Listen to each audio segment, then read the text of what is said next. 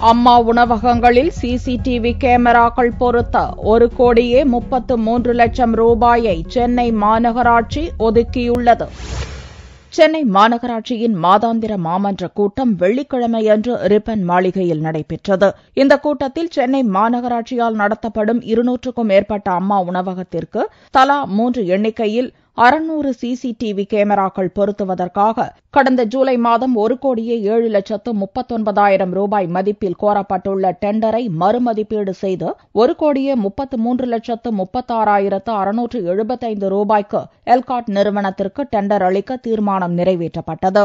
முன்னதாக மாமன்ற கூட்டம் ஆரம்பித்தவுடன் சென்னை மாநகராட்சிக்குட்பட்ட பகுதிகளில் கொசு தொல்லை உட்பட குடிநீர், சாலை வசதி உள்ளிட்ட அடிப்படை வசதிகள் குறித்து பேச வாய்ப்புகள் மறுக்கப்பட்டதாக கூறி திமுக கவுன்சிலர்கள் வெளிநடப்பு செய்தனர். மக்களுடைய பிரச்சனைகளை பற்றி திராவிட முன்னேற்ற கழக உறுப்பினர் பேசும்பொழுது அவர்களுடைய ஆட்களை விட்டு ஏதாவது கோஷம் விட்டு மக்களுடைய பிரச்சனை திசை திருப்பி வருகின்றார்கள். இதை நாங்கள் திராவிட முன்னேற்ற கழக உறுப்பினர்கள் அனைவரும் வன்மையாக கண்டிக்கிறோம்.